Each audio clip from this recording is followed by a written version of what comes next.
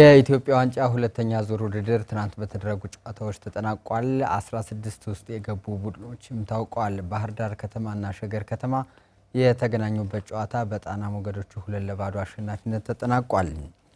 ግቦችን አማኑኤል ገብረ ሚካኤልና ግርማ ዲሳሳ አስቆጥረዋል። የጣና ሞገዶቹ ወደ ቀጣዩ ዙር ማለፋቸውን አረጋግጠዋል። ትናንት በተደረጉ ሌሎች ጨዋታዎች መቻል ሱርሽረን 3-0፣ ኢትዮጵያ ቡና አዳማ ከተማን 2-1፣ ድሬዳዋ ከተማ ደግሞ ሐዋሳ ከተማን 1-0 በመርታት ወደ ቀጣዩ ዙር የገቡ ክለቦች ሆነዋል።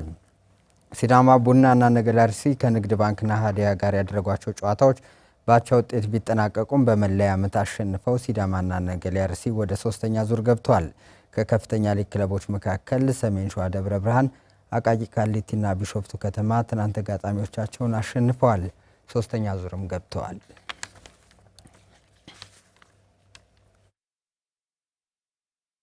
የምስራቅና መካከለኛው አፍሪካ ሴካፋ ከ17 ዓመት በታች ውድድር ነገ በኢትዮጵያ አስተናጋጅነት ይጀምራል።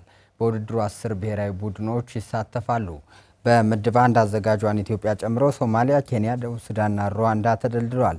በምድብ 2 ደግሞ ዩጋንዳ፣ ታንዛኒያ፣ ጅቡቲ፣ ሱዳንና ቡሩንዲ ይገኛሉ።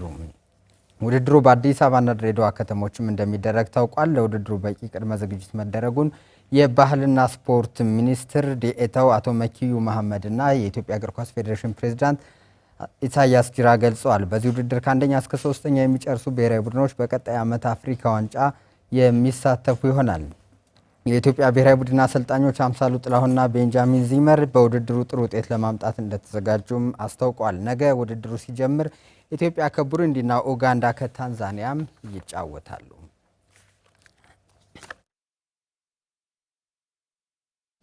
የኢትዮጵያ እግር ኳስ ፌዴሬሽን የኢትዮጵያ ከፍተኛ ሊግ ውድድርን በአንድ ምድብ ለማድረግና ጥራቱን ለመጨመር ቢያቅድም የክለቦች ቁጥር ከመቀነስ ውጭ ይህን ማድረግ አልቻለም። ሆኖም በክለብ ፈቃድ አሰጣጥና በአሰልጣኞች ደረጃ ላይ ሊጉ ከፍ ማለቱን ፌዴሬሽኑ ገልጧል። አንተነህ ተስፋዬ ከኢትዮጵያ ፕሪሚየር ሊግ ቀጥሎ ከፍተኛ ትኩረት የሚያገኝ ውድድር ነው የኢትዮጵያ ከፍተኛ ሊግ ውድድር። ሊጉ ጠንካራ ፉክክር የሚካሄድበት ሲሆን በርካታ ውጤታማ ተጫዋቾች የሚገኙበት ሊግ ነው። ሆኖም ሊጉ ትኩረት ያላገኘ ውድድር መሆኑም ይነገራል። ሊጉን የበለጠ ተወዳጅና ጠንካራ ፉክክር በክለቦች መካከል እንዲካሄድ የሊጉን ውድድር ለማዘመን ምን ስራዎች እየተሰሩ ይገኛሉ ስንል የኢትዮጵያ እግር ኳስ ፌዴሬሽን ጠይቀናል። የፌዴሬሽኑ የኮሚኒኬሽንና ማርኬቲንግ ዳይሬክተር አቶ አብርሃም ገብረ ማርያም ሊጉን በአንድ ምድብ ለማድረግ እየተሰራ ነው ብለዋል። በአንድ ምድብ ለማድረግ አሁንም ጥረቶች እያደረግን ነው የምንገኘው። በየአመቱ የተሳታፊ ቁጥሩን እንዲመጠን ለማድረግ ጥረት እያደረግን ነው። ከዚህ ቀደም 36 ቡድኖች ነበሩ። ከዛ ወደ 32፣ 28፣ 24 እያለ ዘንድሮ 21 ደርሷል።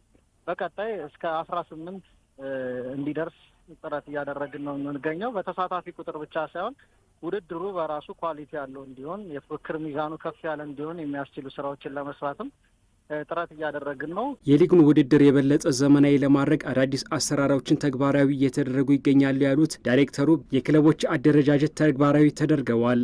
በፕሪሚየር ሊግ ላይ የምንተገብራቸውን የክለብ ላይሰንሲንግ ደንቦች ወደ ከፍተኛ ሊግ በማውረድ ክለቦች የታዳጊ ቡድኖች እንዲይዙ፣ የሴቶች ቡድን እንዲይዙ፣ ክለባዊ ቁመናቸው ከፕሪሚየር ሊግ ጋር ማይተናነስ እንዲሆን ለማድረግ ያው ጥረቶችን እያደረግን እንገኛለን። በብራንዲንግ ዙሪያ ላይም የራሱ መልክ ያለው ሊግ እንዲሆን ለማስቻል፣ የራሱ ዋንጫ ያለው ውድድር እንዲሆን ለማስቻል ስራዎችን ሰርተናል ባለፈው አመት። ዘንድሮም በተጠናከረ መልኩ ይህንን የምንቀጥል ይሆናል። የከፍተኛ ሊጉን ውድድር የሚዲያ የቀጥታ ስርጭት እንዲኖረው የተለያዩ ጥረቶች እየተደረጉ ነው ያሉት አቶ አብርሃም የበለጠ ለህብረተሰቡ ተደራሽ ለማድረግ ጥረቶች እየተደረጉ ይገኛሉ ብለዋል። ለህብረተሰቡ ይበልጥ ተደራሽ መሆን እንዳለበት ስለምናምን በእኛ በኩልም የተለያዩ ጥረቶችን ስናደርግ ቆይተናል።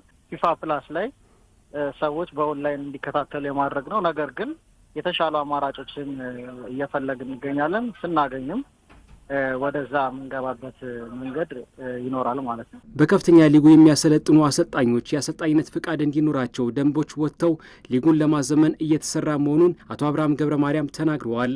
የከፍተኛ ሊግ አሰልጣኞች የቢ ላይሰንስ እንዲኖራቸው የማድረግ አስገዳጅ ደንብ አውጥተን በዛ መልኩ ነው እየሰራን የምንገኘው።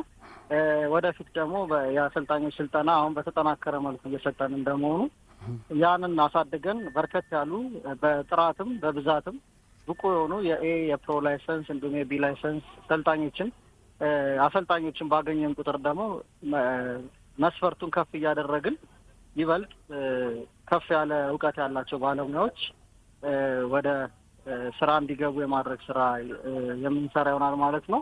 የ2018 የኢትዮጵያ ከፍተኛ ሊግ ውድድር በ21 ክለቦች መካከል በሐዋሳ አርቲፊሻል ስታዲየም እና በጅማ ስታዲየም እየተካሄደ ይገኛል።